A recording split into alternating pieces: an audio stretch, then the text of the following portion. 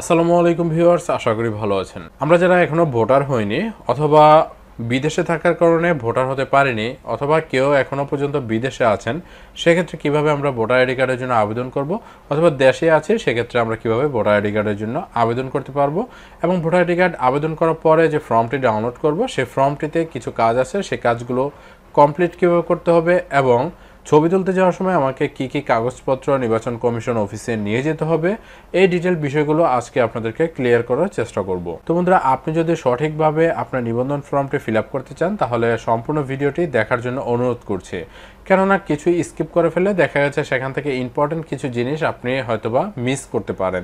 সেক্ষেত্রে আপনার রেজিস্ট্রেশন ফর্মে কোনো ধরনের ভুল হয়ে যেতে পারে। সেক্ষেত্রে দেখা যাবে আপনি যখন ছবি তুলতে যাবেন তখন আপনার ফর্মটা তারা সাবমিটেড নাও করতে পারে বা আপনাকে ছবি তুলতে নাও দিতে পারে। তো গাইজ, সর্বপ্রথমে বলে রাখি যে আমাদেরকে ভোটার হওয়ার জন্য সর্বপ্রথমে আমাদেরকে জন্ম নিবন্ধন কাগজ বানাতে হবে। যদি জন্ম নিবন্ধন না থাকে তাহলে আমাদেরকে অনলাইনে করা জন্ম নিবন্ধন করতে হবে। অনেকেরই অ্যানালগ জন্ম নিবন্ধন আছে, হাতে লেখা জন্ম নিবন্ধন আছে।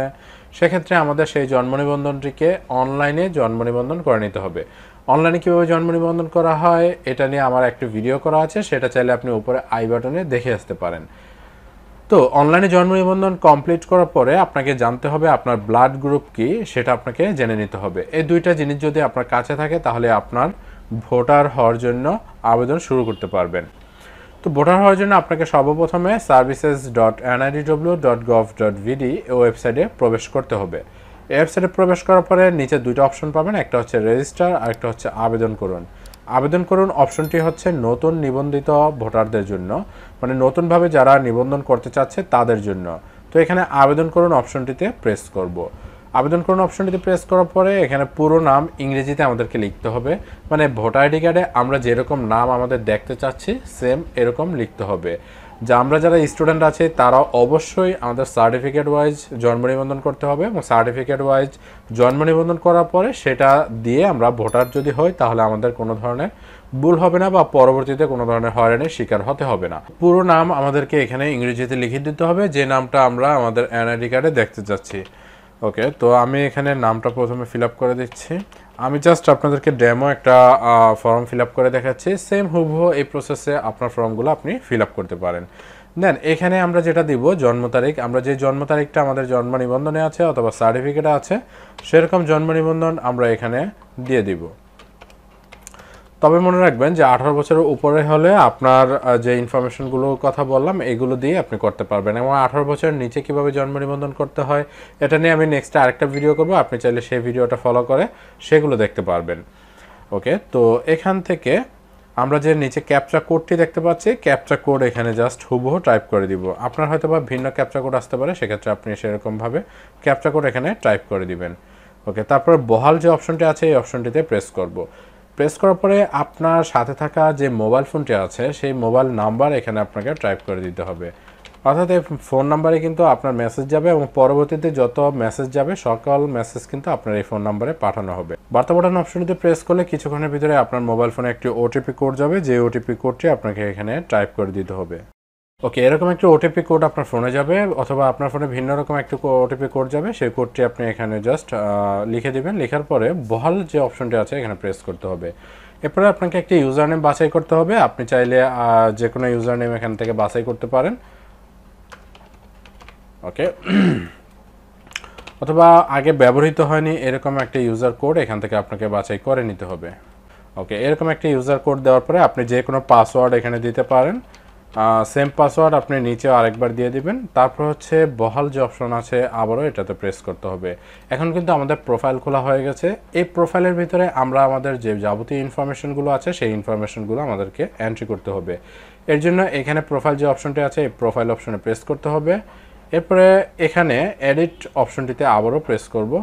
এডিট অপশনে প্রেস করলে সবগুলো এডিটেবল হয়ে যাবে। এখান থেকে আমরা ধীরে ধীরে সবগুলো ইনফরমেশন টাইপ করে দিব। তো এখান থেকে সব ইনফরমেশন টাইপ না করলে হবে, কিছু কিছু ইনফরমেশন যদি আপনার কাছে না থাকে সেগুলো আপনার প্রয়োজন নেই, আর যদি থাকে তাহলে আপনি সেখানে দিতে পারেন। তো কী কী ইনফরমেশন লাগবে আর কী কী লাগবে না সেগুলো আমি আপনাদেরকে এখানে দেখিয়ে দিচ্ছি। তো এখানে সর্বপ্রথমে যে নামটা দিলাম আমি সেই নামটা এখানে জাস্ট আমি লিখে দিচ্ছি। তো অবশ্যই একটু খেয়াল রাখবেন যাতে করে কোনো ধরনের ভুল না হয়, সেভাবে করে আপনি এখানে নামগুলো সব টাইপ করে দিবেন। তারপর হচ্ছে লিঙ্গ নির্বাচন করবেন, ছেলে হলে পুরুষ, মেয়ে হলে মহিলা, এখান থেকে সিলেক্ট করবেন। তারপর হচ্ছে রক্তের গ্রুপ এখান থেকে সিলেক্ট করতে হবে, যেটা আমি আগে বলেছিলাম যে রক্তের গ্রুপ এটা আগে থেকে টেস্ট করা থাকতে হবে। তো রক্তের গ্রুপ অনেকে আছে যে ভুলভাল অনেক সময় দিয়ে দেয়, তো এটা কখনো করা যাবে না। এটা কিন্তু আমাদের অনেক কাজে লাগবে। যেমন দেখা যাচ্ছে এটা কিন্তু আমাদের স্মার্ট কার্ডে কিন্তু সরাসরি প্রিন্ট হয়ে আসবে, সেই জন্য অনেক সময় অনেক গুরুত্বপূর্ণ কাজে কিন্তু আমাদের এটা লাগবে। সো ভুল কিন্তু কখনই করা যাবে না। তো জন্ম নিবন্ধন নম্বর হিসেবে এখান থেকে আমরা যে জন্ম নিবন্ধন নম্বর করেছি সেই জন্ম নিবন্ধন নম্বরটি এখানে আমাদেরকে দিতে হবে। ওকে, জন্ম নিবন্ধন নম্বরটি দিয়ে দিলাম। এরপর আমরা জন্মস্থান হিসাবে এখানে আমাদের নিজের যে জেলা আছে সেই ডিস্ট্রিক্ট এখান থেকে আমরা সিলেক্ট করে দিব। আমাদের ডিস্ট্রিক্ট নেমটা এখানে আমাদের খুঁজে বের করতে হবে। তারপর হচ্ছে আমরা এখানে ডিস্ট্রিক্ট নেম সিলেক্ট করে দিব। তারপর হচ্ছে পিতার তথ্য এখানে আমাদেরকে দিতে হবে, পিতার নাম লিখতে হবে, আর যদি মৃত হয় তাহলে মৃত, এটাতে আমাদেরকে রাইট সাইন দিয়ে দিতে হবে। ওকে, তো আমরা রাইট সাইন দিচ্ছি না, পিতার নাম এখানে আমরা লিখে দিব। সর্বপ্রথমে আমাদেরকে বাংলা লিখতে হবে, নেক্সট আমাদেরকে পিতার নামটা ইংরেজিতে লিখতে হবে। তো ইংরেজিতে টাইপ করার সময় অবশ্যই আমাদের সার্টিফিকেট বা জন্ম নিবন্ধন সেগুলো দেখে এগুলো হুবহু আমাদেরকে টাইপ করতে হবে যাতে কোনো ধরনের ভুল না হয়। ওকে, এরপর আসছে পিতার এনআইডি কার্ড, পিতার ভোটার নাম্বার। তো পিতার এনআইডি কার্ড এটা আমাদের প্রয়োজন নেই, যদি আমাদের কাছে থাকে এবং পিতার এনআইডি কার্ডের সাথে যদি আমার জন্ম নিবন্ধনে যে নামটা ইউজ করতে চাচ্ছি পিতার নাম, এটা যদি সেম থাকে বা কোনো ধরনের ভুল না থাকে তাহলে আমরা পিতার এনআইডি কার্ডের নাম্বারটা এখানে দিয়ে দিব। আর যদি ভুল থাকে, পিতার এনআইডি কার্ডে আছে ধরুন যে শুধুমাত্র আলী, আর আমার জন্ম নিবন্ধনে আছে সার্টিফিকেট আছে আলী হোসেন, সেক্ষেত্রে আমি এখানে আলী হোসেনই ব্যবহার করব, সেক্ষেত্রে আমি পিতার এনআইডি ব্যবহার করার প্রয়োজন মনে করছি না। আর যদি এখানে মৃত আপনি ইউজ করেন তাহলে কিন্তু মৃত্যু সন এখানে অবশ্যই আপনাকে লিখে দিতে হবে, যে মৃত্যু কত সনে হয়েছে সেটা কিন্তু আপনাকে এখানে লিখতে হবে। আর যদি মৃত না হয় তাহলে এটা লেখার কোনো ধরনের প্রয়োজন নেই বা এটা কিন্তু শো হবে না। সেম মাতার তথ্যের ক্ষেত্রেও কিন্তু সেম এই কাজটা করতে হবে, যদি মৃত হয় তাহলে মৃত্যু সন এখানে লিখতে হবে, আর যদি মৃত না হয় লেখার দরকার নেই। ওকে, দিয়ে দিলাম। এখানে আমি এনআইডি নাম্বার ইউজ করতেছি না। তো এখানে বড় ভাই বোনের তথ্য এগুলো অনেক সময় যদি আপনার বড় ভাই বোন থাকে তাহলে একজনের নাম দিয়ে দিতে পারেন, এখানে কোনো সমস্যা নেই। এরপর হচ্ছে দিলেও সমস্যা নেই, না দিলেও সমস্যা নেই, কোনো ম্যাটার না। বৈবাহিক অবস্থা, আপনি যদি বিবাহিত হন তাহলে এখান থেকে বিবাহিত দিবেন, আর অবিবাহিত হলে অবিবাহিত ইউজ করে দিবেন। অবিবাহিত দিলে এখানে কোনো কিছু টাইপ করার প্রয়োজন নেই, এবং যদি বিবাহিত দেন তাহলে হচ্ছে আপনার স্বামীর নাম অথবা স্ত্রীর নাম, মেয়ে হলে স্ত্রীর নাম, স্বামীর নাম এখানে আপনাকে টাইপ করে দিতে হবে। আর যদি স্বামীর এনআইডি থাকে অথবা স্ত্রীর এনআইডি থাকে সেক্ষেত্রে আপনি এনআইডি নাম্বারটি এখানে দিতে পারেন। এনআইডি নাম্বার দিলেও কোনো সমস্যা নেই, না দিলেও কোনো সমস্যা নেই। তো আমরা এখানে পরবর্তী অপশনটিতে আবারও প্রেস করছি। প্রেস করার পরে আমাদেরকে অন্যান্য তথ্য হিসাবে এখানে শিক্ষাগত যোগ্যতা চাচ্ছে, তো শিক্ষাগত যোগ্যতা এখানে আমরা দিয়ে দিচ্ছি। যদি আপনি ইন্টারে পড়ে থাকেন তাহলে দিবেন হচ্ছে মাধ্যমিক বা সমতুল্য, মানে আপনি যেটা পাস করে গেছেন সেই শিক্ষাগত যোগ্যতাটা এখানে আপনাকে দিতে হবে। নতুবা আপনি যদি পঞ্চম অষ্টম এগুলো যদি পাস করে থাকেন তাহলে যেটা পাস করেছেন সেই শিক্ষাগত যোগ্যতাটা এখানে ইউজ করতে হবে। তো এখান থেকে অনেকে আছে অনার্সে পড়ে, সেক্ষেত্রে কি গ্রাজুয়েট দিবে কিনা, স্নাতক দিবে কিনা সেটা অনেকেই জিজ্ঞেস করে, কিন্তু এখানে স্নাতক দিবেন না, যেহেতু আপনি স্নাতকে পড়তেছেন, স্নাতকের কিন্তু ডিগ্রি এখনো লাভ করেননি, সেক্ষেত্রে আপনাকে ইন্টারের সমমূল্য দিতে হবে যে উচ্চ মাধ্যমিকের। ঠিক আছে, তো এইভাবে করে আপনি এখান থেকে আপনার শিক্ষাগত যোগ্যতাটা যাচাই করে দিবেন। তারপর হচ্ছে পেশা, যদি আপনি ছাত্র বা ছাত্রী হন তাহলে ছাত্রছাত্রী দিয়ে দিবেন, গৃহিণী হলে গৃহিণী, দিনমজুর হলে দিনমজুর বা এগুলো সিলেক্ট করে দিবেন। ধর্ম এখান থেকে আপনার নিজ নিজ ধর্ম সিলেক্ট করবেন। শনাক্তকরণ চিহ্ন হিসাবে এখানে অসমর্থতা যদি থাকে তাহলে আপনি অসমর্থতা দিয়ে দিতে পারেন। যদি কোনো প্রতিবন্ধকতা মানে কোনো প্রতিবন্ধী থাকে, দৃষ্টি প্রতিবন্ধী বা এইসব কোনো প্রতিবন্ধকতা যদি থাকে তাহলে সেটা দিয়ে দিবেন, এবং শনাক্তকরণ চিহ্ন যদি আপনার থাকে কোনো তিল বা কোনো বড় দাগ সেগুলো আপনি এখানে লিখে দিতে পারেন। তো না থাকলে কোনো সমস্যা নেই। তারপর হচ্ছে আমরা পরবর্তী অপশনটিতে আবার প্রেস করব। এখানে হচ্ছে আমাদের ঠিকানা দিতে হবে। এখানে হচ্ছে মেইন বিষয়টা, আমরা যারা প্রবাসে থাকি তারা যদি প্রবাসে থেকে আবেদন করতে চাই সেক্ষেত্রে আমরা এখানে এগুলো সিলেক্ট করতে পারবো। তো ইউনাইটেড আরব ইমারত, এখানে যদি আরব কান্ট্রিতে কেউ থেকে থাকে তাহলে ইউনাইটেড আরব ইমারত দিতে পারে, সিঙ্গাপুরে হলে সিঙ্গাপুর, মালদ্বীপ হলে মালদ্বীপ, ইউনাইটেড কিংডম আমেরিকাতে বা ওই জাতীয় হলে হচ্ছে এইগুলো দিয়ে দিবেন, বা সৌদি আরব এরগুলো হলে এখান থেকে সিলেক্ট করে দিবেন। যদি প্রবাসে থাকেন তাহলে হচ্ছে এগুলো সিলেক্ট করে দিতে পারেন, এবং যদি প্রবাসে থাকেন ধরুন আমি ইউনাইটেড আরব আমিরাত এটা সিলেক্ট করলাম। সিলেক্ট করার পরে এখানে থেকে দেশের নাম আমার সিলেক্ট করতে হবে, যে আমি সৌদি আরব থাকি, তারপর হচ্ছে আমি কোন রাজ্যে থাকি, আমার রাজ্যের সিটির নাম কি, জেলার নাম কি, সেখান থেকে বাসা হোল্ডিং কত, রোড নাম্বার কত, জিপ কোড কত, বিদেশি টেলিফোন নম্বরটি এখানে আমার দিতে হবে এবং আমার যে একটা ইমেল অ্যাড্রেস এখানে আমাকে দিয়ে দিতে হবে। দিয়ে দেওয়ার পরে আমার বর্তমান ঠিকানা এবং স্থায়ী ঠিকানা এটা আমাকে এখান থেকে সিলেক্ট করতে হবে। আপনি চাইলে বর্তমান ঠিকানা বাংলাদেশে দিতে পারেন এবং স্থায়ী ঠিকানা অবশ্যই বাংলাদেশে দিবেন। তো উপরে যে ঠিকানাটা আছে এগুলো শুধুমাত্র প্রবাসের ঠিকানা হিসাবে আপনি এখানে থেকে দিয়ে দিতে হবে। সেক্ষেত্রে হবে কি, আপনার যে ফিঙ্গার এবং ছবি তোলার কাজটা আছে সেটা আপনি সেই দূতাবাস থেকে গিয়ে করতে পারবেন। আর যদি প্রবাসে না হয়, আপনি যদি বাংলাদেশে থাকেন তাহলে এখান থেকে শুধুমাত্র বাংলাদেশ সিলেক্ট করে দিবেন। তাহলে হচ্ছে প্রবাসে ওই ঝামেলাগুলো আপনার করতে হবে না, শুধুমাত্র বর্তমান ঠিকানা এবং স্থায়ী ঠিকানা সিলেক্ট করলেই যথেষ্ট হবে। তো আশা করি বুঝাতে পেরেছি যে প্রবাসে থাকা যেসব ভাইয়েরা আছেন তারা কিভাবে হচ্ছে ফর্মটা ফিল আপ করবেন।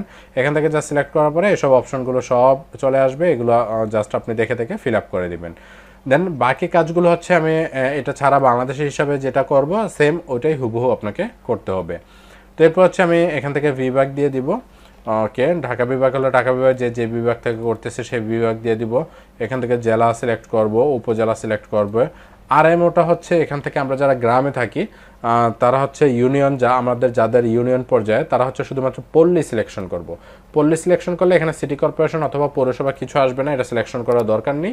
এখান থেকে ইউনিয়ন আমরা চেক করে দিব। ইউনিয়ন আমরা যে ইউনিয়ন হয় সেই ইউনিয়ন আমাদেরকে সিলেক্ট করতে হবে।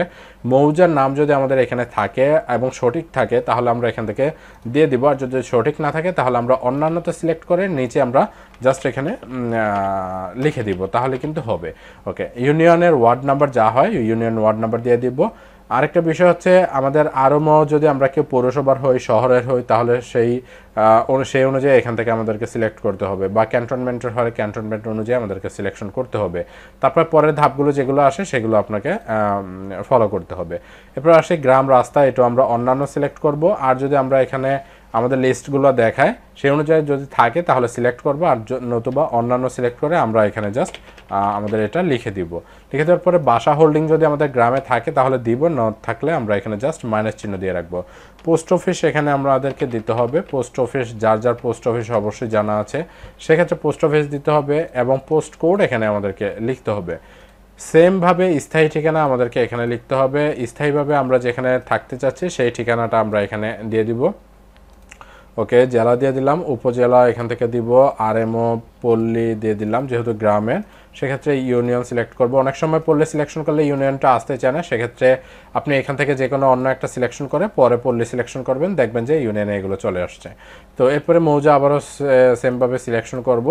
তো এখান থেকে গ্রাম রাস্তা যদি আপনারটা থাকে তাহলে এখান থেকে দিবেন, না থাকলে আপনাকে আগে যেটা বললাম যে আপনি এখান থেকে অন্যান্য সিলেকশন করে এখান থেকে জাস্ট লিখে দিবেন, তাহলে হবে। বাসা হোল্ডিং থাকলে দিবেন, না থাকলে দরকার নেই। আবারও পোস্ট অফিস লিখতে হবে। পোস্ট কোড দেওয়ার পরে ভোটার এরিয়া, আপনি কত নং ওয়ার্ডে ভোট দিতে চাচ্ছেন সেই ভোটার এরিয়া এটা সিলেকশন করে দিতে হবে, যে আপনি কত নাম্বার ওয়ার্ডে গিয়ে ভোট দিতে চাচ্ছেন সেই ভোটার লিস্টে কিন্তু আপনার নাম আসবে। এভাবে করে ভোটার এরিয়াটা আপনাকে সিলেকশন করে দিতে হবে। মোটামুটি আমাদের কাজ কমপ্লিট। এরপর হচ্ছে আমরা পরবর্তী অপশনে প্রেস করব। পরবর্তীতে প্রেস করার পরে আবারও পরবর্তীতে যাব। এরপর হচ্ছে আমরা এখান থেকে সাবমিট অপশনে প্রেস করব। সাবমিট প্রেস করার পরে আমাদের ফর্মটি কিন্তু এখান থেকে আমরা ডাউনলোড অপশন আসবে। ডাউনলোড অপশনে প্রেস করে আমরা ফর্মটি ডাউনলোড করতে পারবো। ফর্মটি ডাউনলোড করলে আমরা জাস্ট হুবহু এরকম একটি ফর্ম পাবো, এরকম একটি ফর্ম ডাউনলোড করতে পারবো। তো এই ফর্মটির দুই পাশে প্রিন্ট করে নিতে হবে আমাদেরকে, একই কাগজের দুই পাশে আমরা এই ফর্মটি প্রিন্ট করে নিব। তো এই ফর্মটিতে একটি কাজ আছে যে কাজটি আমাদেরকে আগে থেকে করে রাখতে হবে।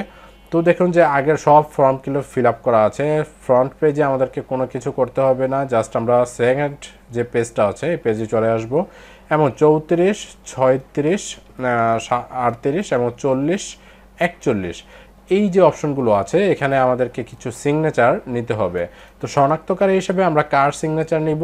শনাক্তকারী হিসেবে আমরা আমাদের ইউনিয়ন পরিষদের যে মেম্বার আছে বা যে সদস্য আছে, অথবা আমাদের নিকটস্থ যে প্রাইমারি টিচার আছে সেই প্রাইমারি টিচারের কাছ থেকে আমরা শনাক্তকারী এবং তথ্য সংগ্রহকারী যে এনআইডি নম্বর আছে সেই এনআইডি নম্বর এখানে আমাদের লিখতে হবে। লেখার পরে তার স্বাক্ষরটা এখানে করিয়ে নিতে হবে, অথবা আপনি চাইলে প্রাইমারি টিচার অথবা হাই স্কুলের যে টিচার আছে তাদের দিয়ে করাতে পারেন, অথবা ইউনিয়ন পরিষদের মেম্বার অথবা চেয়ারম্যান দিয়ে এই কাজগুলো আপনি এখান থেকে করে নিতে পারেন। সুপারভাইজারের স্বাক্ষর হিসেবেও আপনি সেখান থেকে আরও মেম্বারের একটা স্বাক্ষর নিতে পারেন, এবং যাচাইকারীর নাম হিসাবে আপনি চেয়ারম্যান অথবা মেম্বারের স্বাক্ষর নিয়ে নিতে পারেন। আপনি চাইলে এখানে যে কোনো দুইজনের স্বাক্ষর এখানে যদি করান তাহলে একটু বেটার হয়। এরপর হচ্ছে নিচে একটু চলে আসবেন, একটু উপরে 34 নম্বরের উপরে দেখবেন যে আবেদনকারী স্বাক্ষর এবং টিপসই আছে। এখান থেকে যার নামে আবেদনটা করা হলো তার একটা স্বাক্ষর এখানে করে দিবেন, বাস আপনার কাজ ওকে। এরপর হচ্ছে এই ফর্মটা আপনাকে সংগ্রহ করে রাখতে হবে। ফর্মটা সংগ্রহ করে রাখার পরে একটা নির্দিষ্ট সময়ে আপনার ফোনে কিন্তু মেসেজ চলে আসবে। সেই মেসেজ অনুযায়ী আপনাকে নির্বাচন কমিশন অফিসে যেতে হবে। সেখানে গিয়ে আপনাকে ফিঙ্গার এবং হচ্ছে ছবি তুলে আসতে হবে, যেখানে আপনাকে এই ফর্মটা এবং হচ্ছে ইউনিয়ন পরিষদ থেকে একটি চেয়ারম্যান সার্টিফিকেট, আপনার বাড়ির একটা বিদ্যুৎ বিলের কপি এবং সাথে যদি আপনার বাবা মার এনআইডি কার্ডের নাম্বার দিয়ে থাকেন তাহলে হচ্ছে আপনার বাবা মার এনআইডি কার্ডের নম্বর সাথে করে নিয়ে যাবেন এবং সাথে আপনার জন্ম নিবন্ধনের কাগজ নিয়ে যেতে হবে। অর্থাৎ 4টি কাগজ আপনার সাথে নিতে হবে, ফর্ম, আপনার জন্ম নিবন্ধনের কাগজ, একটা বিদ্যুৎ বিলের কপি এবং চেয়ারম্যান সার্টিফিকেট। এই 4টি কাগজ আপনাকে সাথে নিয়ে আপনার ফিঙ্গার দিতে আপনার নির্দিষ্ট উপজেলায় যেতে হবে। গেলেই কিন্তু আপনার ফিঙ্গার এবং হচ্ছে আপনার ছবি তুলে রেখে দেওয়া হবে। ছবি তোলার পরে আপনার 10 থেকে 15 দিন পরে যদি আপনি আবারও নির্বাচন কমিশনে গিয়ে তারা যে স্লিপটি দিবে এই স্লিপটি আপনাকে এখান থেকে কেটে দিয়ে দেওয়া হবে। এই স্লিপটি নিয়ে গিয়ে যদি তাদের কাছে বলেন যে আমাকে একটি অনলাইন কপি দেন, তাহলে তারা একটি অনলাইন কপি আপনাকে দিয়ে দিবে। সেই অনলাইন কপি দিয়ে আপনি হচ্ছে অনলাইন থেকে আপনার আইডি কার্ডটি ডাউনলোড করে নিতে পারবেন। এভাবে করে আপনি আপনার এনআইডি কার্ডের সম্পূর্ণ প্রসেসটি করে নিতে পারেন। যদি কোথাও কোনো ধরনের প্রবলেম হয়ে থাকে অথবা কোথাও কোনো প্রবলেম ফেস করেন তাহলে কমেন্টস করে জানাবেন, সেই অনুযায়ী আপনাদেরকে পরামর্শ দেওয়ার চেষ্টা করব। পরবর্তী ভিডিও দেখার আমন্ত্রণ জানিয়ে এখানেই শেষ করছি। আসসালামু আলাইকুম।